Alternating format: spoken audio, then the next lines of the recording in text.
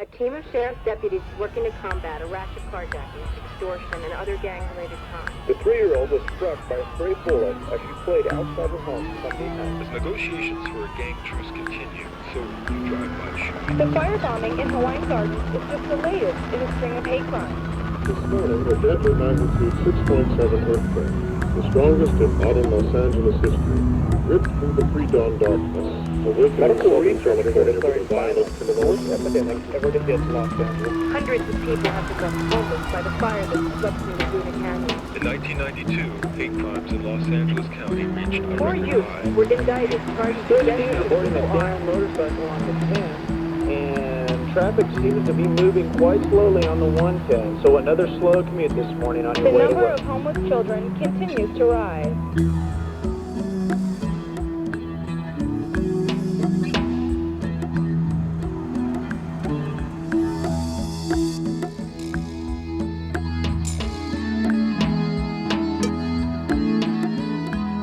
I think the week after the riots, there was a Newsweek magazine that had on the cover, "Has the City of Angels Gone to Hell?"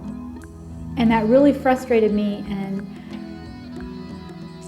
made me real sad and angry, because I thought there's so much potential and good in this city, and all we're seeing is the negative. I'm an installation artist. Whether it's a room or whether it's an environment, I'm looking to bring life to the space that I'm manipulating. One day I was obsessed with this angel that I had seen in a craft store, and I couldn't get the angel out of my mind. And so finally, toward the afternoon, I decided I'm going to go buy this angel. Went to the craft store, put down $15, bought this little concrete angel, and brought it home with me. And I couldn't figure out why I was doing this. I was broke, and why am I buying this angel? And then that night, I decided to paint it magenta, and I thought it looked really modern and fun. It's just such a great image. I want to see this image everywhere, but I didn't know where everywhere was. And I was driving home from work one night, and the idea was just beaming down, and I happened to be in the right place at the right time. And that's when it hit me that these angels belonged all over the city of Los Angeles. I thought of the project in March of 1993, and 6 weeks later was the first anniversary of the Los Angeles civil unrest. And I thought that would be the appropriate time to place the first angels, because my piece was going to be about healing the city and bringing the city together through a common symbol. So I went out with Michael, my husband, and we drove down to the first AME church in South Central and put the first 4 angels out in front of the church. It was important to me how many angels should I put out? How many is enough? Or how many will do what I want to do? And so then I thought, let me deal with the physical environment of Los Angeles. And that's when I looked in the Thomas Brothers map and saw that LA is 468.7 square miles. And I thought, okay, I'll do 10 angels per square mile. That should give the impact that I want. Because I needed to be putting enough angels out there that it couldn't be ignored as just some independent, strange occurrence. There had to be enough that it became repetitive and people started to realize that there were angels appearing everywhere. Now, the first night that I wrote down the idea, I was thinking that I would put them all out in one night. Obviously, that didn't happen. It wound up taking me 20 months. But I thought that I was going to do it in one night. I was going to get all these friends together to come get truckloads of angels. And in one evening, we would put out 4,687 angels. And the next morning, people would arrive to the city and see these angels everywhere. A very good friend and a very good critic said to me, no, you don't want to do that, because they'll be taken before anybody sees them. And what's exciting about the project is the idea that people will start looking for the angels, that they'll be appearing slowly over time and randomly over time, and that people will start to talk about them and start looking for them. And that psychological state is what's most interesting about this project. And so she gave me the key, which was look for angels.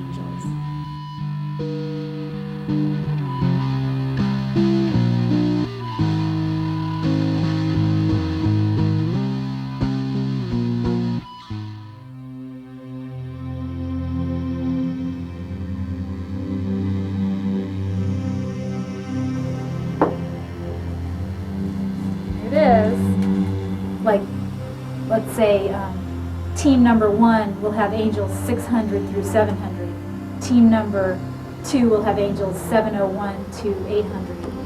Team number 3 will have them. So they'll start out with a certain number and they'll just keep advancing it as they place angels. And what you do is, you just, and then you. One thing that I'm trying to do with this piece is blur the boundaries between art and life.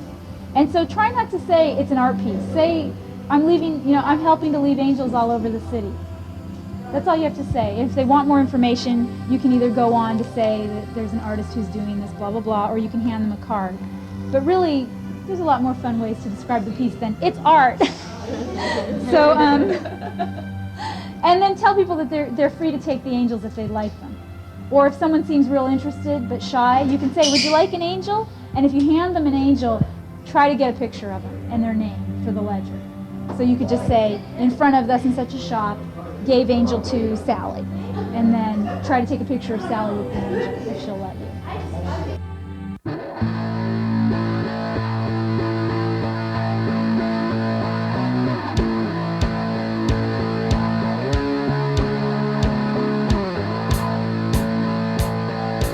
People started calling me up and not only asking for angels, but asking if they could help out.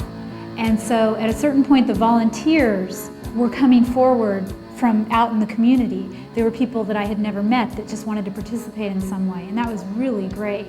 So that in the end, we wound up having a total of some 90 to 100 different volunteers. Most of these people that I hadn't met before the project began. These were people that just came forward and said, I'd like to participate. Can I help? Can I go out on a run with you? And so the community was built in that way. People from all over the county of Los Angeles, all over the city, coming together to do this, and people from all different walks of life. Teachers, housewives, artists, students. So I was telling people to be safe and not do stupid things, to not put angels in places that looked really nifty just because it was nifty. Okay, I got you. Okay? Now once you can grab onto something, Jill, you're okay. Grab one foot. Stand up. Stand up. Okay.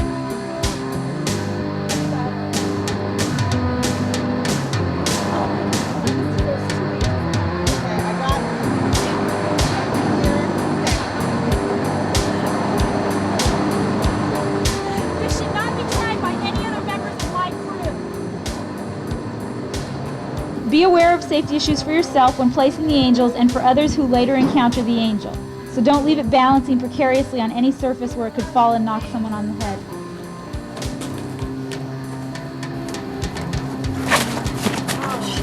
We went everywhere that Route 66 goes through Los Angeles. We drove in this Cadillac and gave the angels out. Would you like an angel? Do you want a free angel? We went to every place that had a drive-up window. And we would drive up in this big 1956 after dinner mint green Cadillac, and we would ask the attendant behind the window, would you like an angel? Can I take your order, please? Is it 6 burritos for 99 cents? We'd like 1 pound of coleslaw, please. No. Oh, no, God, no. No. I'll eat it. A pound? 1, 2, 3. Great.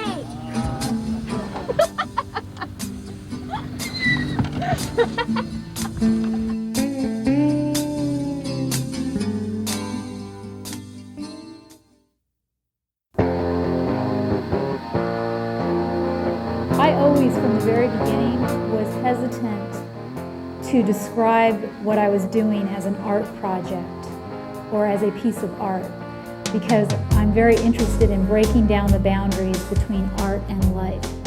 One of my main concerns, one of my main interests is creating art or creating environments where people will happen upon them. So not only pulling art out of the gallery or out of the museum and bringing it to the people, so to speak, but putting art in places where people aren't going to see art or aren't expecting to see art, so that it interrupts their daily experience. Most of what was interesting to me about the Angel Project was to be able to put angels out in the street where people were just living their daily life, walking down the street, shopping, driving to work, whatever it may be, and that they then see this bright magenta angel, and it interrupts their experience of the city for a second. Something that isn't normally in their sight range is there, and they're taken aback for a split second.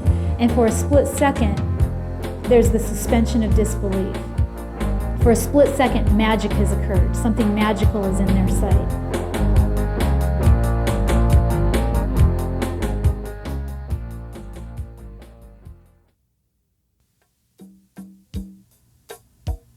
I was overwhelmed by the amount of attention that the project received. I mean, it was just everything I'd hoped for. I'd hoped the word would get out and that people would start to look, and they did.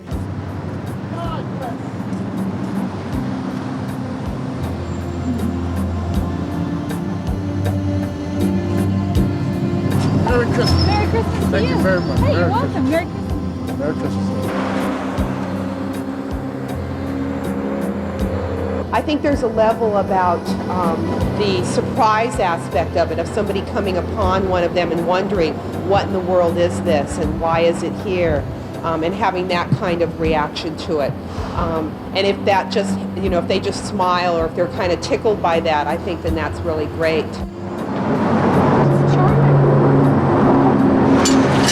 We need some random acts of whimsy around town.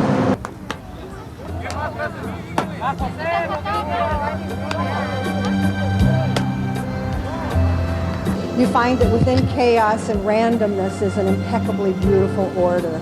And I think that maybe that's angels speaking.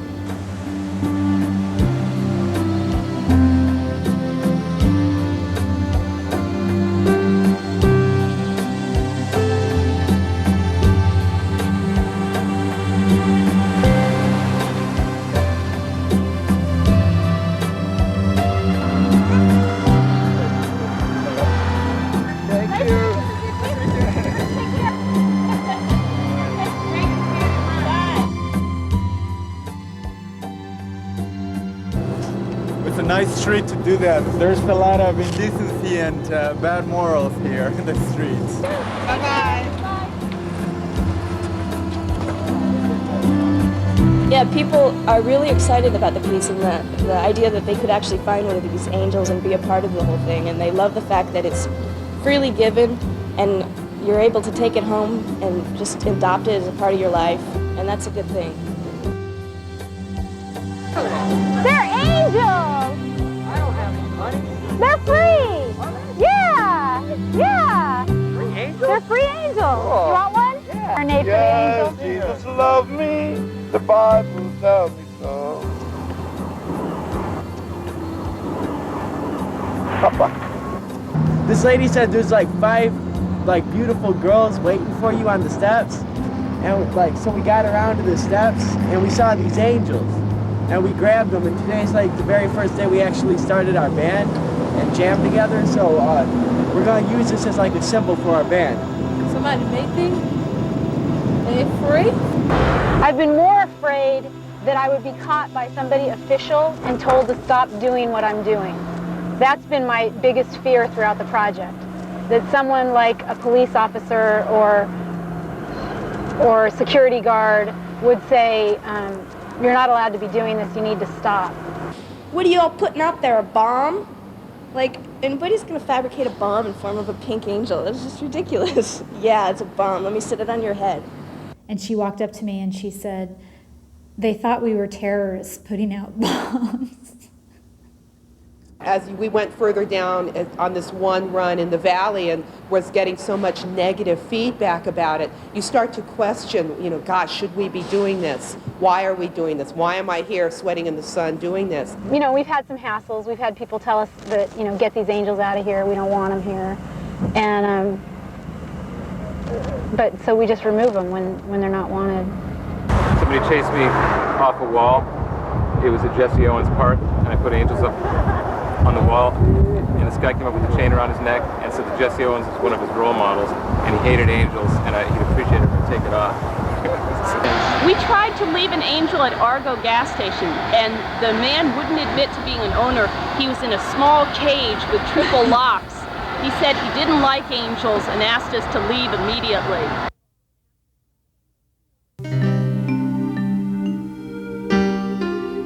these angels would like fall over if you just walked by it too fast.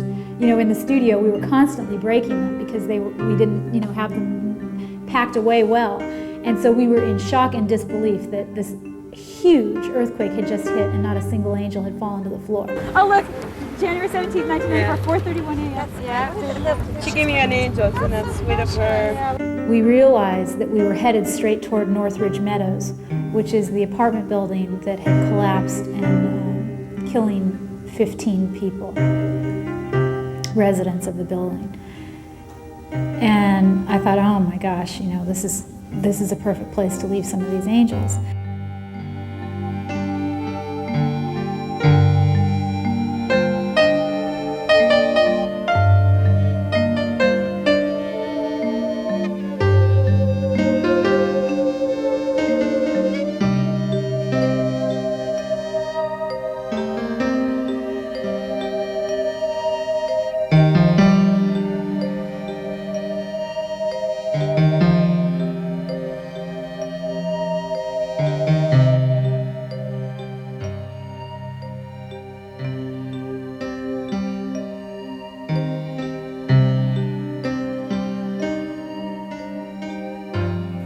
Saw a police car coming down the street and crossed police lines, and they pulled over toward me and asked me, you know, just looked at me. And I said, I've got these angels, I want to put them in front of the apartment building. Is that okay? Can we cross the police lines? And the police officer just sort of rolled his eyes and said, get in.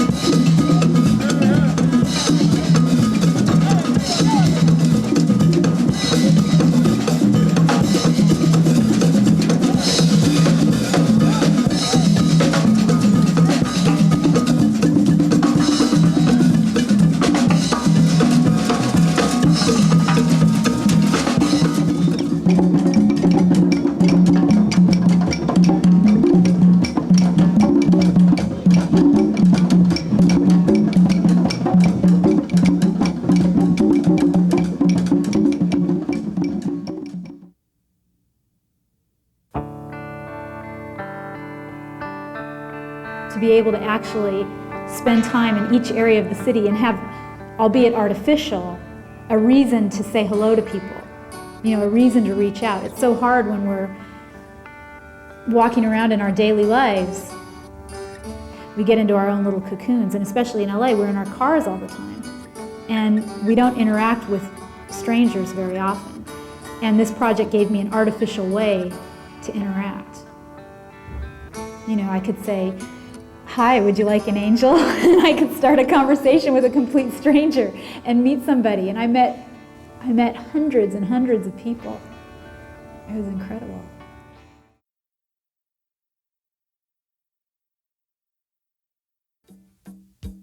I took the final angel, 4,687, and I brought him to the First AME church where the first angel was. And I was able to present him to Reverend Cecil Murray. And that was the closure of the circle for me. And you passed how many angels total? 4,687 Every angels. 10 miles, right? 10 per square mile across the city of Los Angeles. For healing. To heal the city. The city. Dear Lord, we thank you for this angel of mercy. Yes. and for this work of her heart and her ministry. We praise her through you, that she comes not as a war maker, but as a peacemaker. On her road to peace, shalom. May her hands never tremble. May her eyes never dim. May her steps never falter. May she always know the love of God, in whose name she has been called. Amen. Amen. Something I really loved about the project was that the angels were so democratic. Anybody, during the course of this project, anybody who wanted an angel could take it. If you found an angel on the street and you wanted it, you could pick it up and take it home with you. If you saw an angel on the street and you wanted to leave it there for someone else to find and take, you could do that. People that heard about the project and wanted an angel but couldn't find them on the street called me up and asked for an angel. And during the course of the project, all they had to do was ask, and they could come over to my studio and I'd hand them an angel. If they wanted to give me a donation for the project, they could. And so the angels were available to anyone who wanted them. I really liked that art could be available and was available to anyone who wanted it. That it wasn't reserved just for the people who had the money or the means to buy the piece of art. Anyone with an interest could participate. I remember talking to one woman who said, "Your project is creating community. You know, you give me something to talk about to people that I meet on the streets." And this woman had actually walked down the street, and I don't know how often she did this, but she had actually stopped a stranger in the street and said, "Have you heard of this woman that's putting angels out around the city?" And it gave her something to say to a stranger, a way to open up conversation. You know, like, "Hello, how's the weather?" But, "Hello, have you seen those pink angels down the street?" And so it did do everything that I hoped it would and more. It was really fun. Hello? Is anybody home? I'm looking for angels. I was lucky enough to get one of your angels this morning. It was left outside of the Transamerica Occidental Life Insurance building. And I want to thank you for leaving it. It was a really sweet, pleasant surprise to find her out there. Thank you very much. Bye. Hi, Jill. My name is Peggy Taylor. I live in Venice, and my neighbors Judy and Lee gave me my angel today, and I just love them. I am so impressed by what you're doing, and you're really giving me a lot of hope for Los Angeles. I was born here 65 years ago. I like to put some angels out and help you give some away or do something. I'm into angels too, so give me a call. I'm just calling to thank you once again very much for the angels. It's been had a wonderful impact on the school. I want to thank you for your angel that I received Sunday. I'm keeping my eyes open for other angels that you've distributed and other real angels from heaven, of course. And then when I say angels from heaven, people that are doing good works. I was wondering what area you're going to be in for distributing the angels. I just had a sort of a serious operation. I feel like I need an angel. I have been lucky enough, my daughter found one of your lovely angels. I love the angels, and I've been looking for them everywhere. I love what you're doing. I think it's awesome, and I think that it's such an incredible gift to give back. It probably will come back to you a millionfold more than you've ever believed. You'll probably touch people in ways you never thought you would.